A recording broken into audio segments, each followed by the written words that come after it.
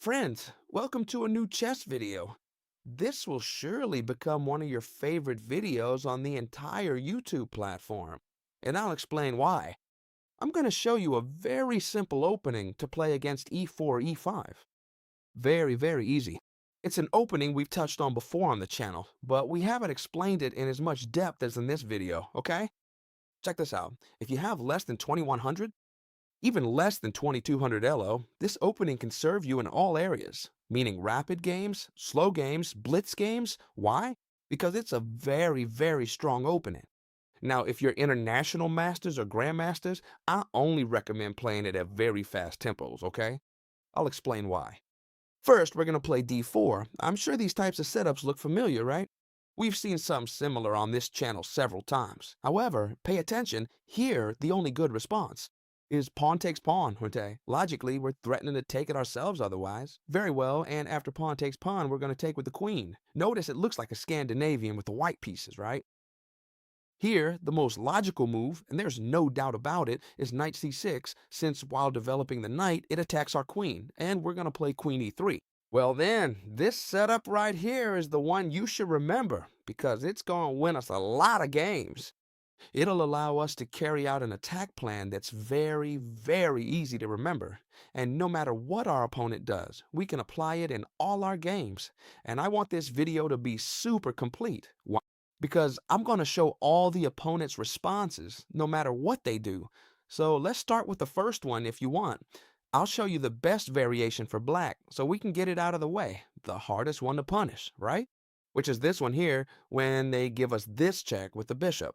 Now, I'm going to show you what happens if they come here, which is very easy to kick out. If they come this way more passively, if they come here, any move, okay? But first, we're going to start with bishop b4, which, according to the engines, is the most powerful move of all. Surely the first solution, you already know it. The first response is c3. Could we play bishop d2 and knight c3? Let's see. Knight c3 doesn't seem very good, since after bishop takes, we'd be left with double pawns. Bishop d2 seems a dick getter. However, c3 is the best. Why? Because we're gaining a tempo on this bishop. You know the importance of having an extra tempo in chess. Now we're kicking out this bishop, which if it wants what is done to be useful, must retreat to here. If it retreats back, well, we're simply going to continue with our plan, which I'll explain later, of bishop e2, and that's it, right? But the normal thing is for them to come here, since they've come to attack the king, to keep maintaining the pressure, right? Obviously, this is the most common. So how should we continue after this? Well, very simple. We're just going to go with this move here, bishop c4, okay? Pay attention to the plan. Our plan is to attack with the bishop towards the castle position. Notice that when they castle, this bishop will be pointing directly at the king, and we'll also have some spectacular plans to bring the queen into the attack. You're gonna love this opening, especially if you're an attacking player. Yeah, you'll see why it's amazing. I'm absolutely sure you're gonna love it. By the way, I'm recording with a cough I just can't shake, so I'm trying to record so it sounds as good as possible without straining my voice. If you leave a like, I'd really appreciate it. Pay attention. Bishop c4. How can they continue? Well, they can continue in many ways. They should castle, right? Look, if they play d5 first, they've lost the game, because after pawn takes pawn, we give a discovered check and we're attacking over here. This is a terribly bad move, isn't it? To develop this bishop, if they develop this knight normally, notice we'd have this move here, and this knight's options are quite limited. If it comes here, we can come here to attack this point and then kick it out and come here, right? So it's very simple if they play knight f6. Now then, what happens if they play knight e7, which seems like the best move? Why? Because it develops a knight well, we can't attack it easily, and they can castle on the next move. Great. How should we continue? Well, our attack plan is the one I told you about. Queen g3. If I'm going too fast at any point, forgive me, but I don't want this to drag on since I have a lot of info. You can watch the video for free as many times as you want, okay? Look, Queen g3 attacks this point very strongly. Our opponent probably doesn't want to come here because we'd place the bishop and they could never castle, right? That's why, now that they castle to defend this point with the king. And here we reach the point where we must memorize the attack very well, okay? Look, you don't have to memorize the exact moves, but the plan. How we gonna start? Well, with the move h4, very simple. What do we want? To go and strike the entire king structure. What are we threatening? Well, we're likely threatening this move here.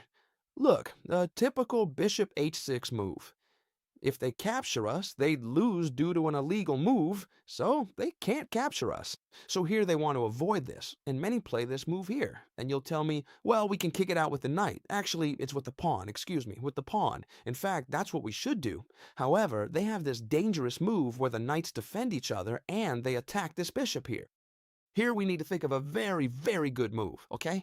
And the move isn't moving the bishop away like many of you are thinking, but rather, pay attention, the move is this one here. What are we threatening? We're already completely winning here, huh? We're threatening the queen. They can't play f6. Look at the power of this bishop here, which doesn't let this pawn move. So the only solution they have, because there are no pieces to block with, is to play queen e8, moving the queen away. And now the attack is final. All we have to do is come here with the bishop, bishop f6, and we're threatening checkmate. We're also threatening the knight, but we don't care. What we're threatening is checkmate. Ways to stop the checkmate: giving up the knight. In that case, we just take it. And the most logical one would be to play g6, right? Because now they defend the mate completely. But they're not safe here, because after pawn takes pawn, we're completely winning, and we'll deliver checkmate in a few moves. Here, they only have two options. Look, they can't take with this pawn since we have the bishop up to its old tricks again. Look, see? So they have two options: take with the pawn, which would be checkmate on the next move, look how simple, or take with the knight, in which case all we'd have to do is the same thing again, sacrifice the queen. Why? Because they can't capture with this pawn because it's pinned, and they can't with this pawn either because we give checkmate. But notice that the king can't move. So the only legal move here is to capture the queen with this pawn, and then we would deliver checkmate. Look how simple, see? d4, when they capture, we capture with the queen, and when they attack it, we place it on e3. What did we just see?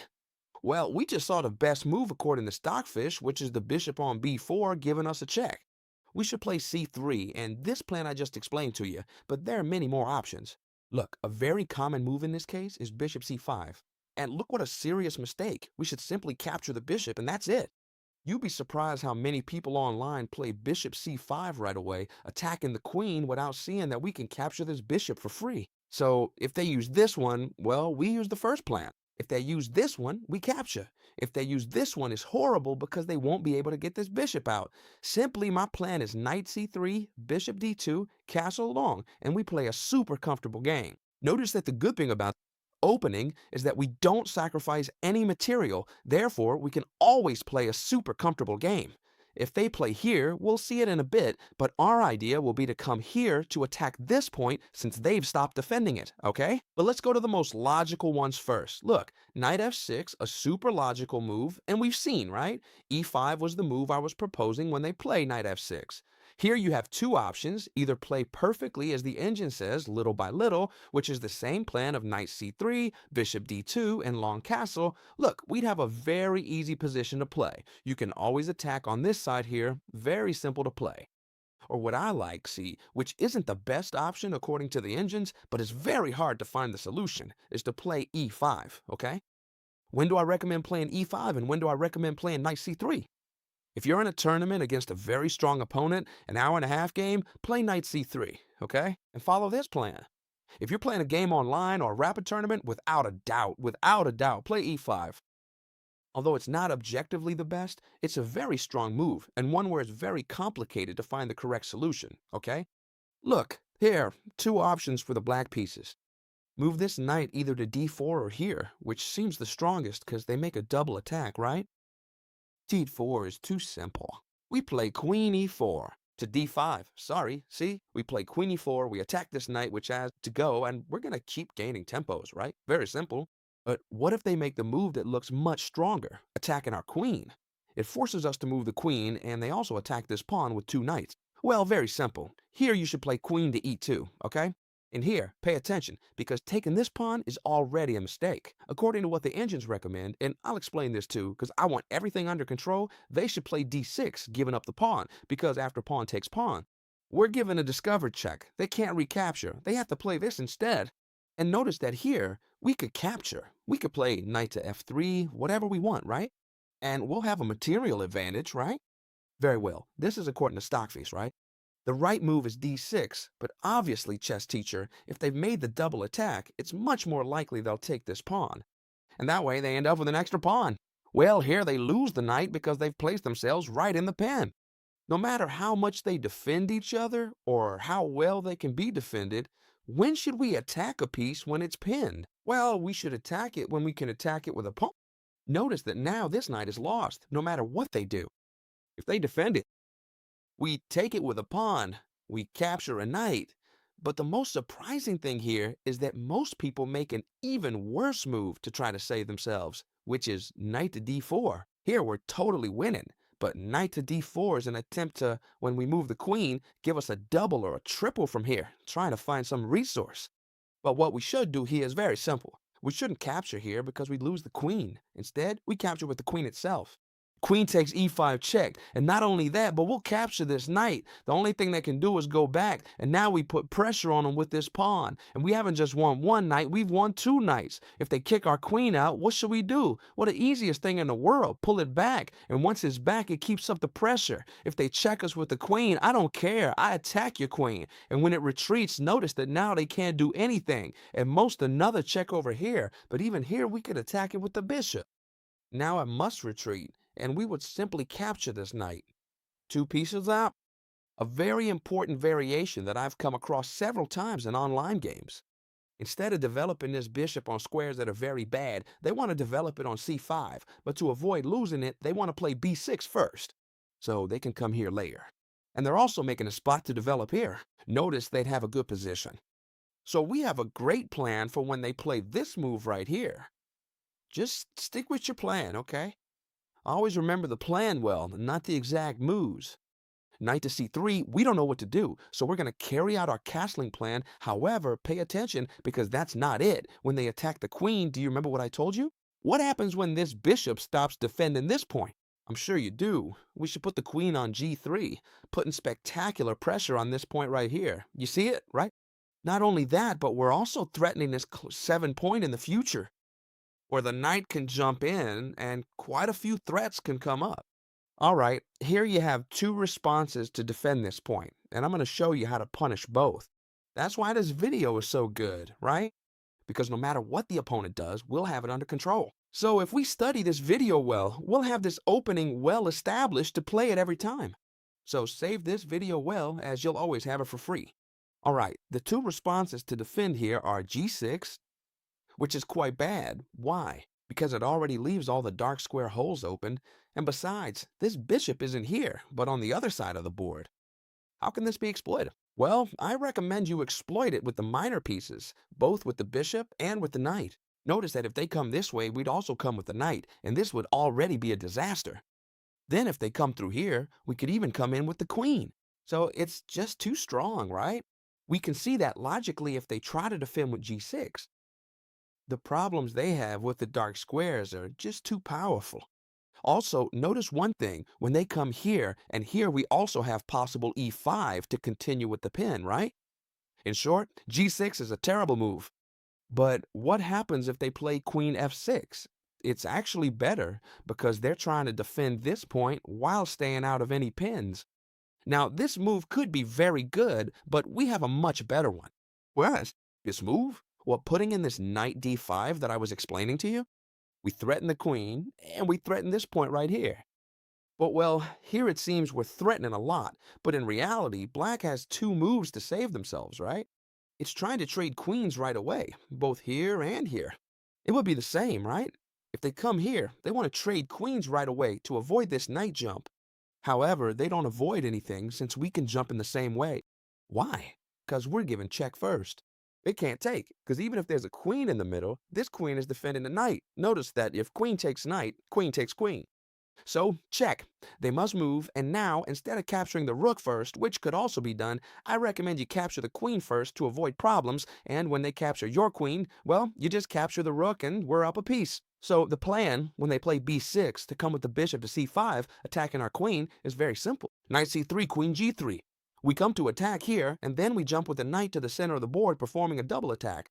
Well, quickly, I'll explain now what happens if they play bishop e7, which is super interesting. And to finish, I'm going to explain the most important thing of all. What happens if they don't capture this pawn first? Because, of course, very well, chess teacher, if they capture here, the whole video works for me. But if they don't capture, how do I punish it? So stay until the end now. I'll explain it in a moment. And also, if you stay until the end, I'm going to give you a little gift. Nothing more. Come on. First, let's see what happens in the very important variation of bishop e7, which we haven't seen, and the plan is very simple, all right? First, we're going to carry out this plan right here. Why? Because they've moved the bishop just as we'd said, okay? Very well. Now they can continue defending this pawn in several ways. Which one's natural? Well, g6. Why? Because the other would be to move this bishop again. If they move this bishop again, then you just use the usual plan. You can't move this bishop because they'd capture you here. First, you must come here. Watch out. It's better if they don't capture, because if they do, they stop defending this point forever, because this bishop disappears. Very bad idea if they capture, hopefully. But you'll just carry out this plan, bishop d2 and castle, okay? And you're better off because they've moved the same piece too many times. So what happens if they play g6, which is natural? Notice that I'm showing you all the options. So we're going to do the same thing, knight c3. That's why I love this video, because the ideas are so similar that whatever our opponent does, we'll keep playing the same way. Look, do we want them to castle here? No. What happens when they weaken? Well, we can come with bishop to h6, as we said, and they can no longer castle since the king can't pass through this barrier here. So they have to try to castle long is the only way. d6. Develop the bishop, develop the queen, and castle. There's no other way, so we continue developing. For example, bishop e2. They have to continue, for example, with this bishop here, because they also want to develop the queen. So if they do it here, they couldn't develop the queen. They have to come further forward, forced. You see, all this is forced. d6, because they have to come here.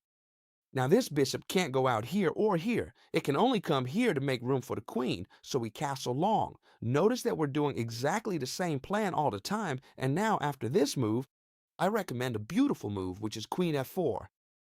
Notice that. What are we doing now? Well, we're already pressing this knight, which for now we're not doing anything to, but in the future we can put this bishop here, hit the rook, and also hit this knight with drastic consequences, right?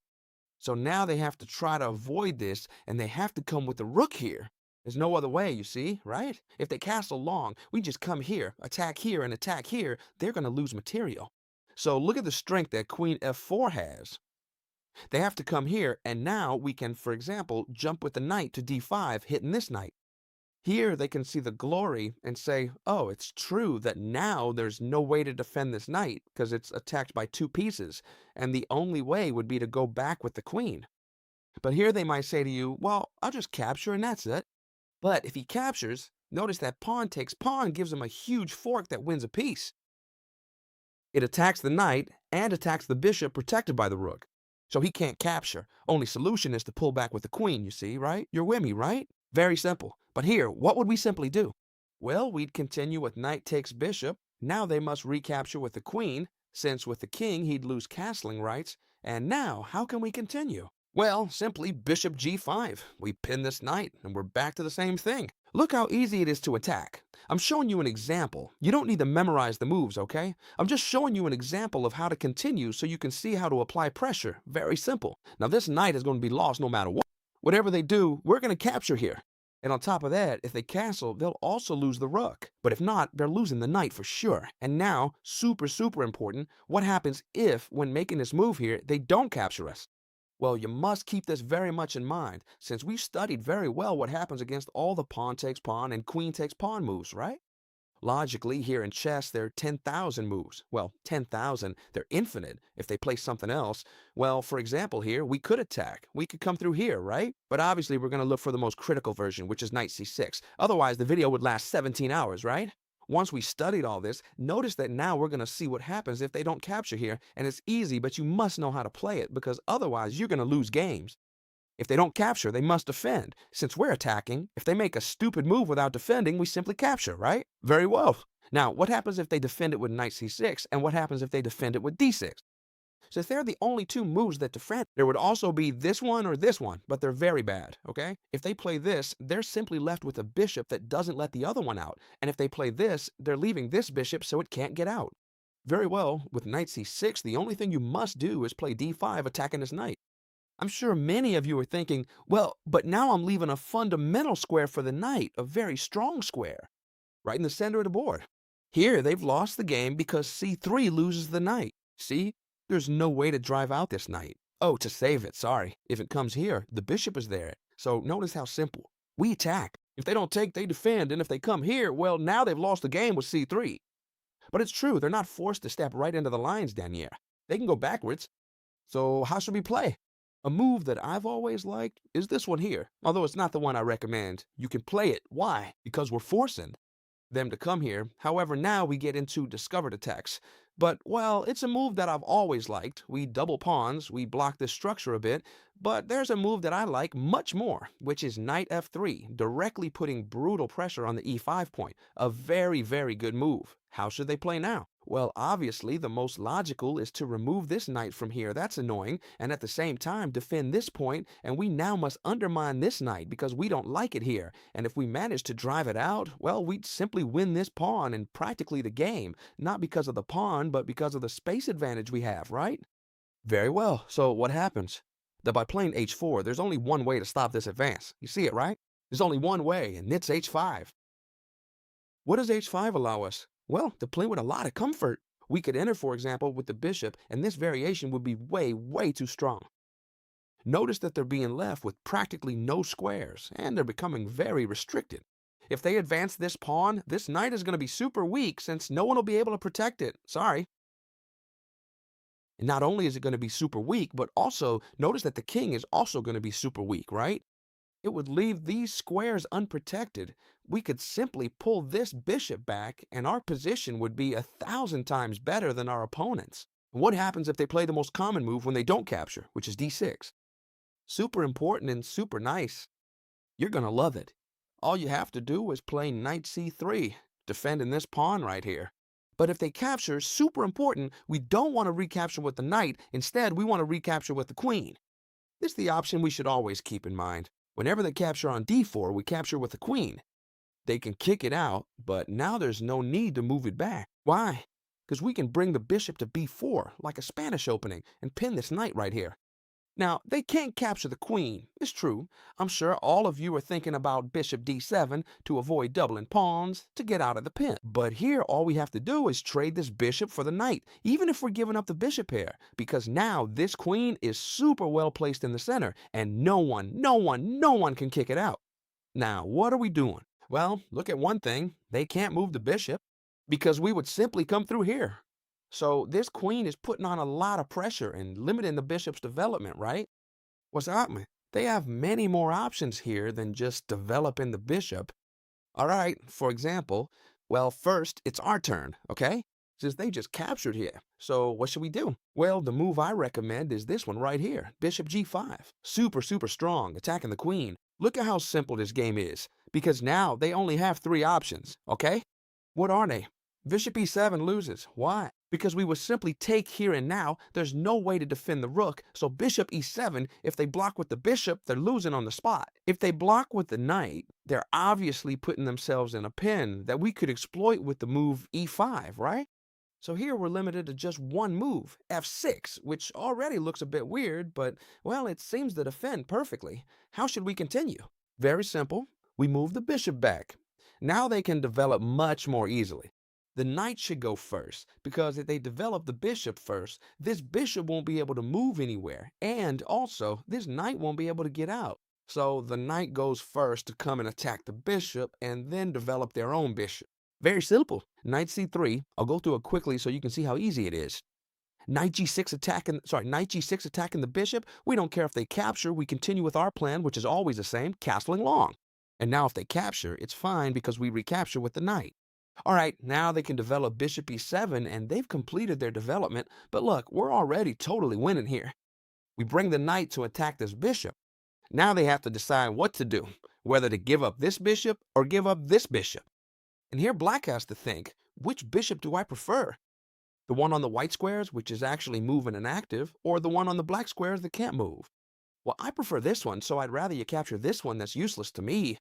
So what do I do? Well, I'm simply going to cast along, but we, being much smarter, aren't going to capture directly, but instead we're going to put much more pressure with the other knight. And notice that now we are forcing them to capture this knight here. Otherwise, they'll lose the entire bishop, since they can't recapture with the queen.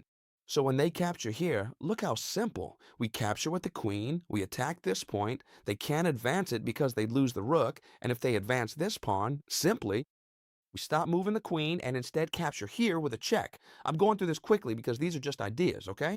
Notice that I've taken this from a game with the white pieces, and here we're going to deliver mate shortly. When they move away, we give check, and when they move away, well, simply checkmate right here.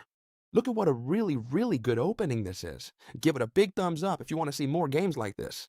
I'm aware that it's been complete madness, and you'll probably have to watch it more than once. But anyway, enjoy it every time you watch it. Let it be to enjoy it and learn as much as possible. Now I'm going to continue writing a book that I'm writing for Honor You, which I'm already really looking forward to finishing. You don't know how much I'm looking forward to it.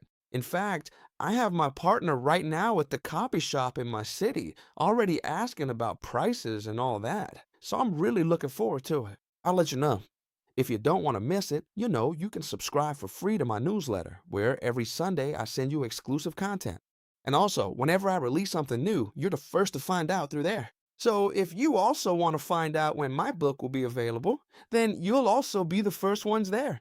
I hope you loved this video, and we'll see you tomorrow in the next one, friends. Bye.